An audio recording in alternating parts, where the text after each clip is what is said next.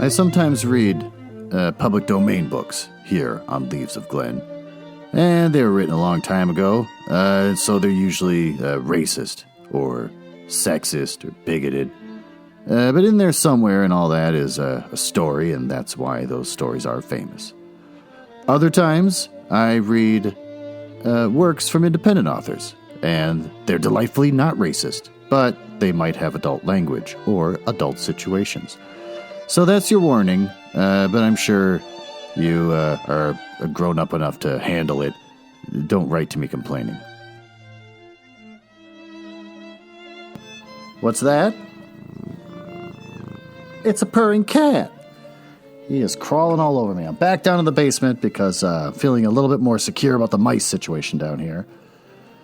And I realized recording up in my nook, though idyllic, just makes you lazy.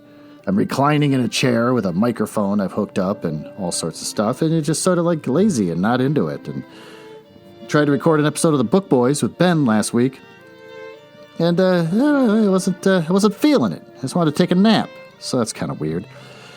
My life's been on hold over the last week or so because work has stunk. There's just me and one other guy that does what we do, and he was on furlough for a week. And then, of course, everything starts falling apart. He's worked there the longest, so he knows all the secrets, and I don't. So there's a lot of me getting pulled into meetings, people asking me why I don't know how to fix it, me saying, leave me alone. It's frustrating, and it was all my time. I was supposed to be furloughed on Friday, and they dragged me into meetings and stuff, so my day was spent working.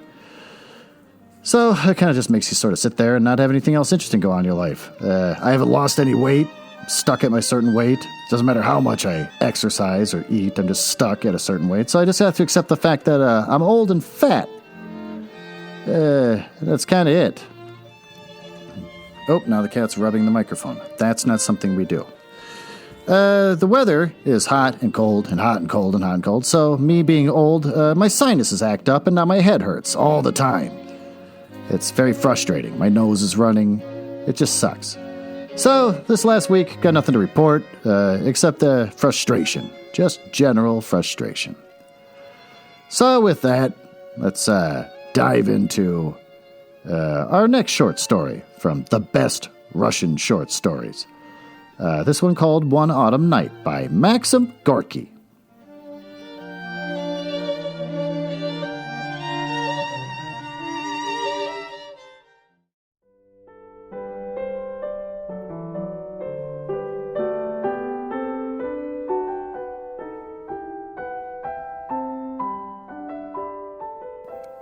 Maxim Gorky, Alexei Maxiovich Peshkov.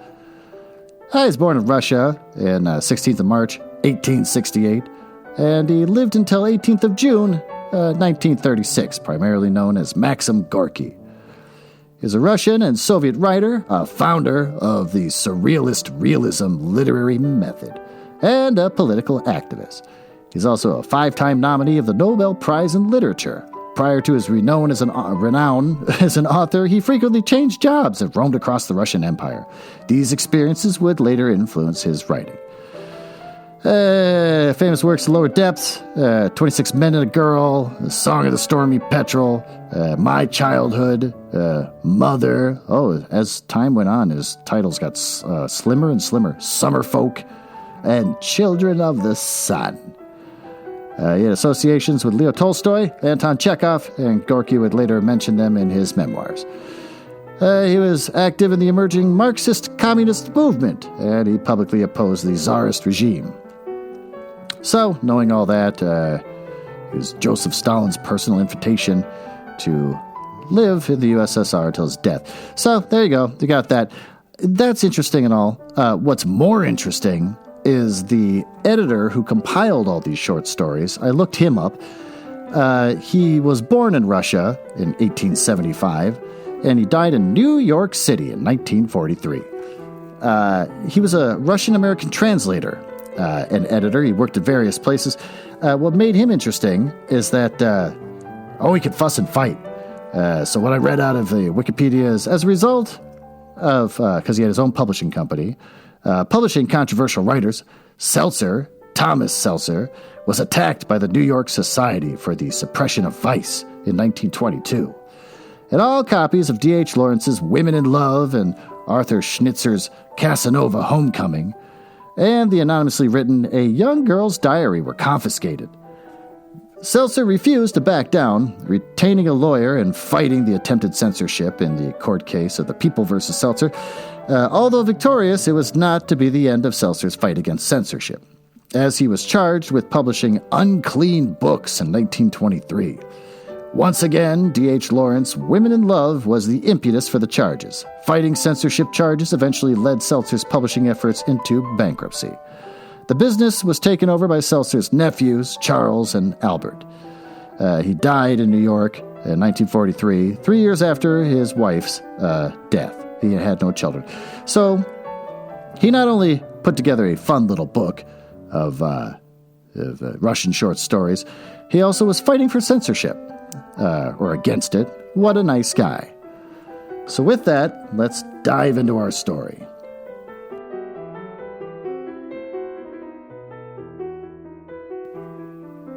One Autumn Night by Maxim Gorky.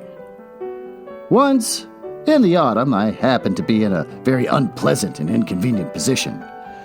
In the town where I had just arrived, where I knew not a soul, I found myself without a farthing in my pocket, without a night's lodging. Having sold, during the first few days, every part of my costume, without which it was still possible to go about, I passed from the town into a quarter called Yste. Y-S-T-E, Yste.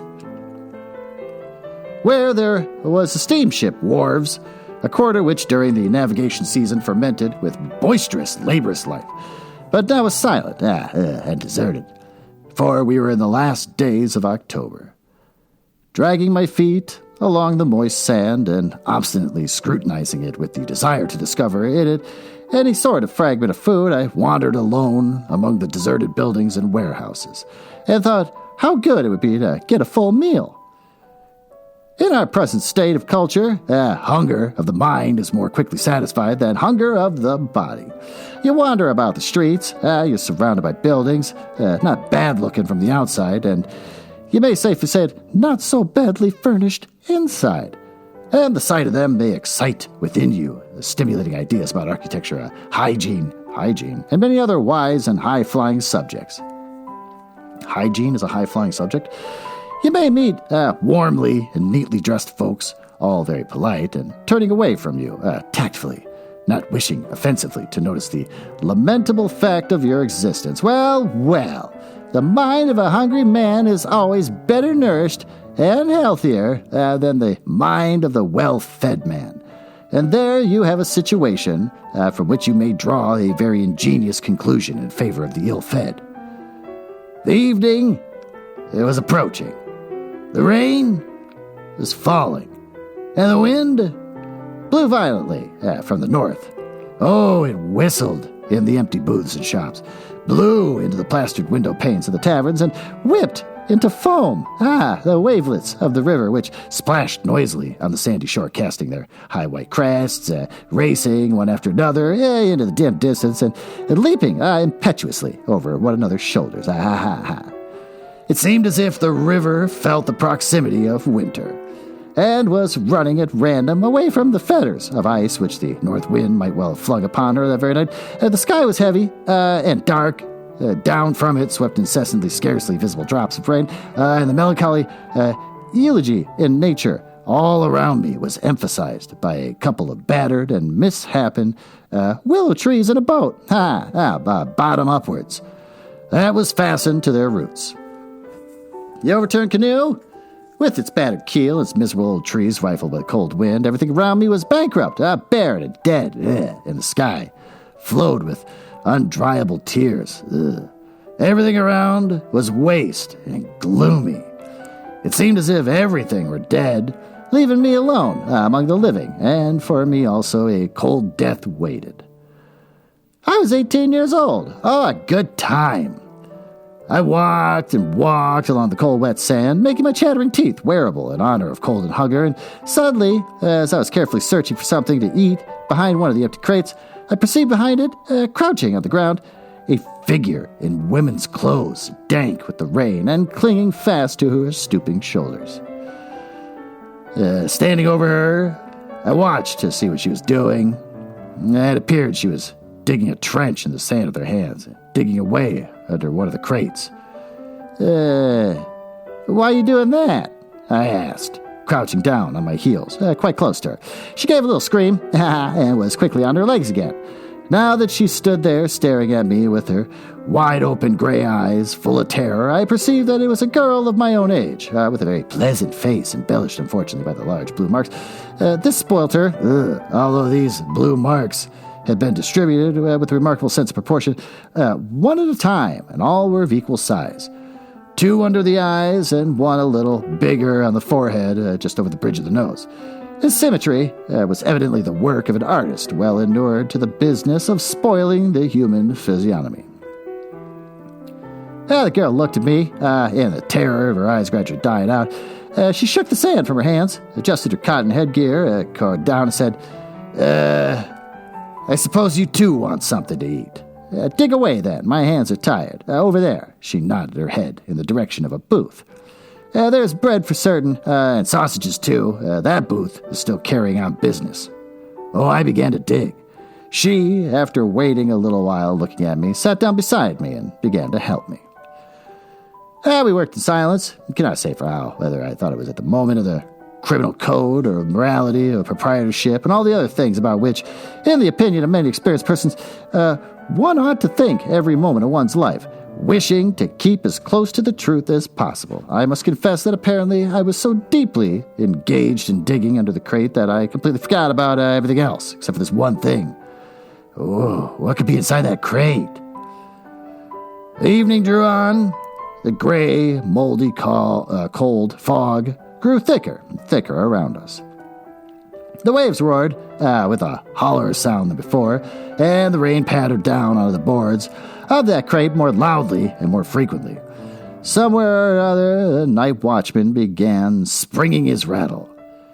Has it got a bottom or not? I softly inquired my assistant. I did not understand what she was talking about, and I kept silent. I say, has the crate got a bottom? If it has, we shall try in vain to break into it. Here we are digging a trench, and we may, after all, come upon nothing but solid boards. How should we take them off? Better smash the lock. It's a wretched lock. Good ideas rarely visit the heads of women. Oh, geez. But as you see, they do visit them sometimes. I have always valued good ideas, and have always tried to utilize them as far as possible. Having found the lock, I tugged at it and wrenched off the whole thing. My accomplice immediately stooped down and wriggled like a serpent into the gaping open. The four-cornered cover of the crate, when she called to me approvingly in a low tone, "You're a brick." Whatever that means. Nowadays, a little crumb of praise from a woman is dearer to me than a whole dithyram. Let's look up what dithyram is. Go on, dithyram, a wild choral hymn of ancient Greece. Okay. From a man, even though he be more eloquent than all the ancient modern orators put together. Then, however, I was less amiably disposed than I am now, and paying no attention to the compliment of my comrade, I asked her curtly and anxiously, is there anything? In a monotonous tone, she set about calculating our discoveries.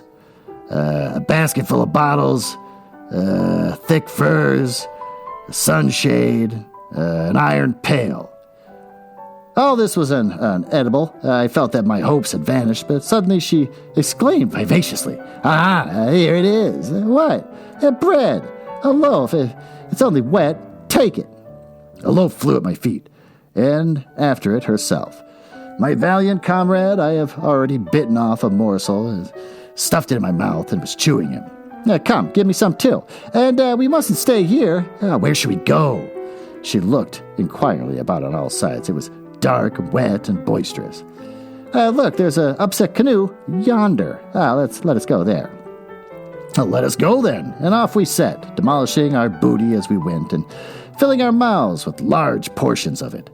The rain grew more violent, the river roared, and from somewhere or other resounded a prolonged mocking whistle, just as if someone great who feared nobody was whistling down on all earthly institutions, and along with them, this horrid autumnal wind, and us, its heroes.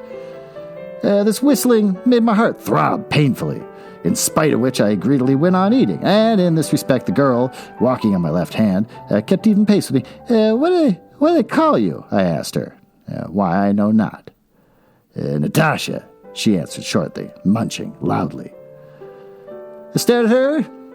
My heart ached within me, and then I started to get into the mist before me, and it seemed to me as if the inimical countenance of my destiny was smiling at me enigmatically and coldly. The rain scourged the timbers off the skiff incessantly, and its soft patter induced melancholy thoughts, and the wind whistled as it flew down into the boat's battered bottom through the rift, and there were some loose splinters of wood that were rattling together, a disquieting and depressing sound. Oh, the waves of the river were splashing on the shore, and sounded so monotonous and hopeless, just as if they were telling something unbearably dull and heavy, which was boring them into utter disgust, something of which they wanted to run away and yet were obliged to talk about all the same. That is a big, long sentence. From the waves of the river were splashing all the way to more of the same. Nothing but commas. The sound of the rain blended with their splashing, and a long-drawn sigh seemed to be floating above the overturned skiff, the endless laboring sigh of the earth, injured and exhausted by the eternal changes from the bright and warm summer to the cold and misty and damp autumn. Oh, the wind blew continually over the desolate shore, and the foaming river blew and sang its melancholy songs. Our position beneath the shelter of the skiff was utterly devoid of comfort. It was narrow and damp.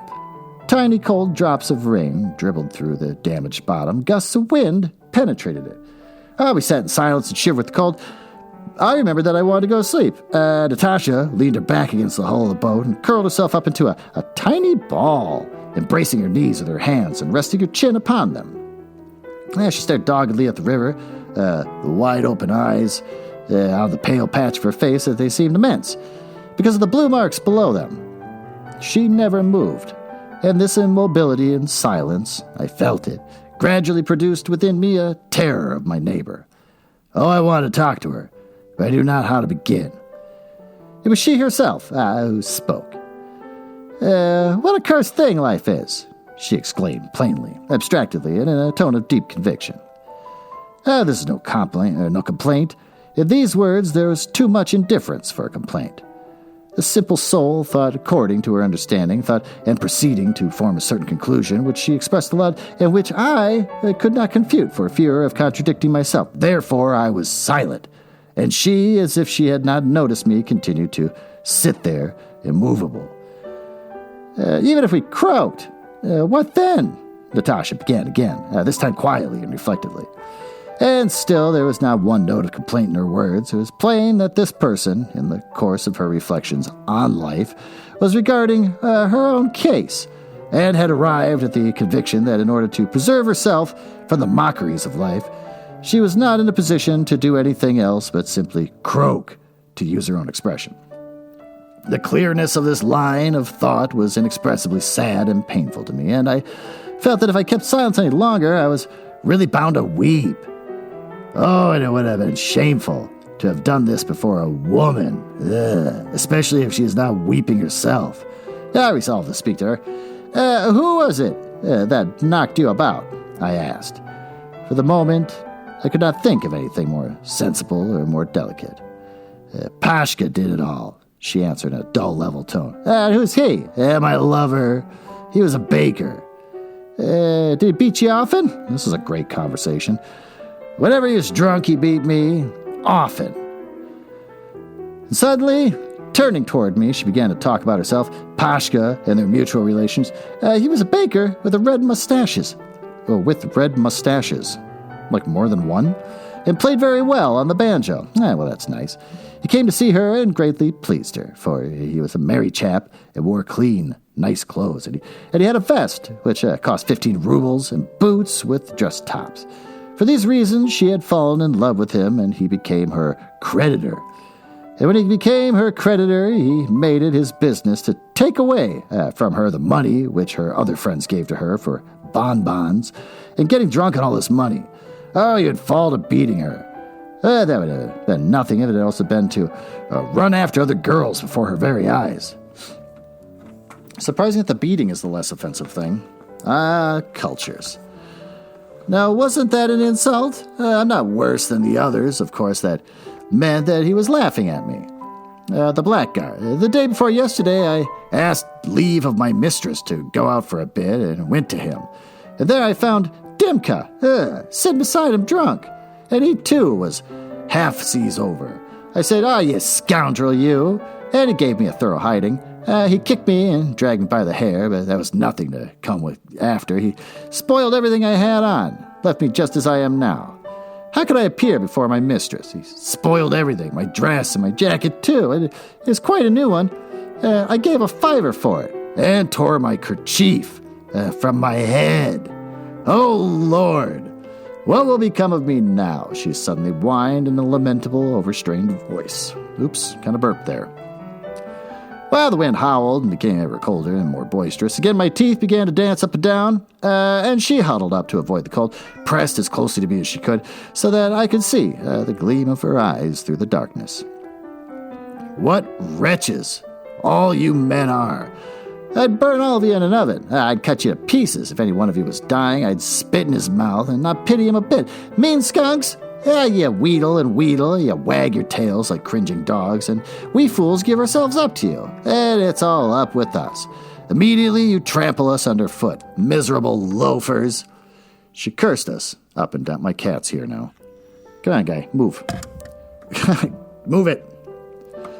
She cursed us up and down, but there was no vigor, no malice, no hatred of these miserable loafers in her cursing that I could hear. The tone of her language was by no means corresponded with its subject matter, for it was calm enough, and the gamut of her voice was terribly poor. Yet all this made a stronger impression on me than the most eloquent and convincing pessimistic... The cat's trying to sniff my lips as I'm reading. Stronger impression of me than the most eloquent and convincing pessimistic books and speeches, of which I had a really good many, and which I still read to this day. And this, you see, was because the agony of a dying person is much more natural and violent than the most minute and picturesque descriptions of death.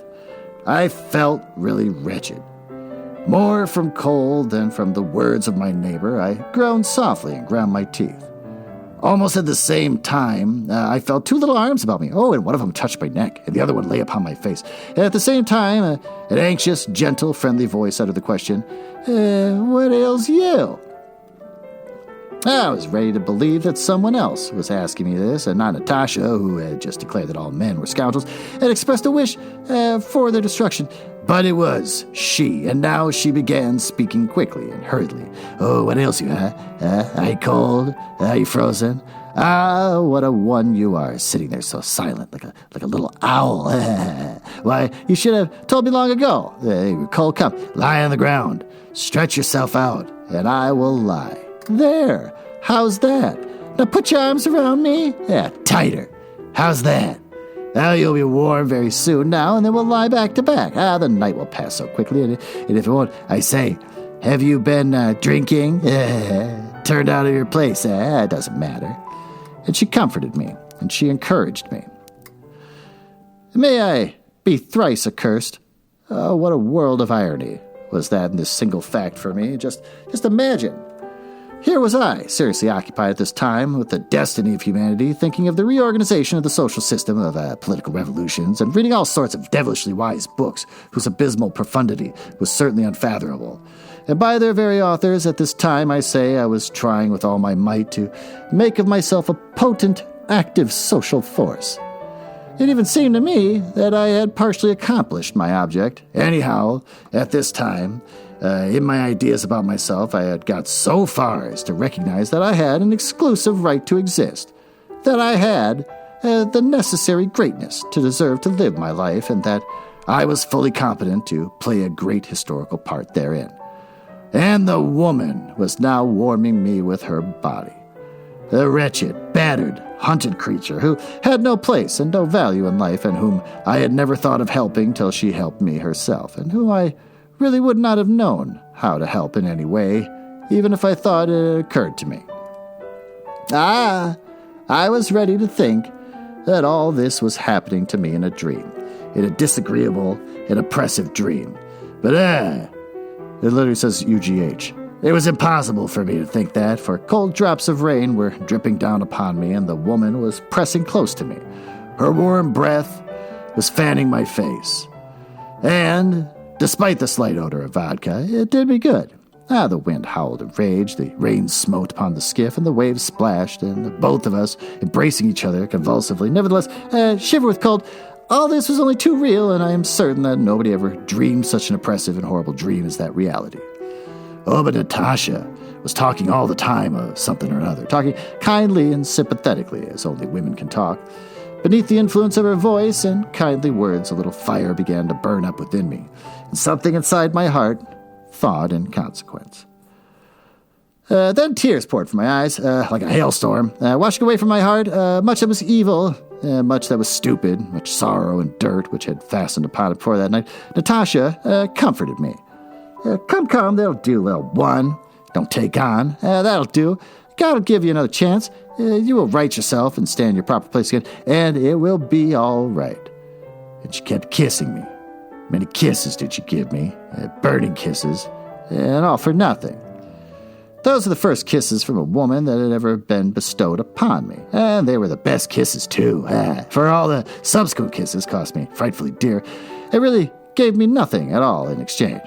Oh, come, don't take on so funny one. I'll manage for you tomorrow, if you cannot find a place. Her quiet, persuasive whispering sounded in my ears as if it came through a dream. There we laid until dawn. And when dawn came, we crept from behind the skiff and went into the town. And then we took friendly leave of each other and never met again. Although for half a year I searched in every hole and corner for that kind Natasha with whom I spent the autumn night just described. If she be already dead, well, for her, if it were so, she may rest in peace.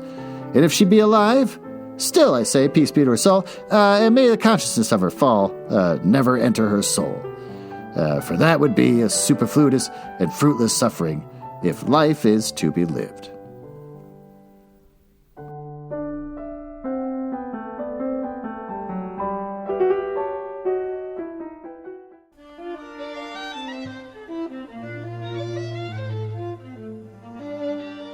Well, there you go. All my life, I've heard the stereotype that Russian authors are depressing. And I think I've probably only ever read Dostoevsky, Crime and Punishment, some of his short stories. And I thought, it was depressing, but I'm like, it's probably just, an unfair stereotype. But all these short stories, and they are the best Russian short stories, have been very, very depressing so far. What do we learn from this? We learn that if you're down and out, got no place to stay, you've sold off almost all your clothing just to pay for some basic food, find a homeless woman. Not only will she help you dig through boxes to find wet bread, but she will snuggle with you and give you a bunch of kisses. That's something everyone wants. I guess I wouldn't turn down a homeless woman that would kiss me.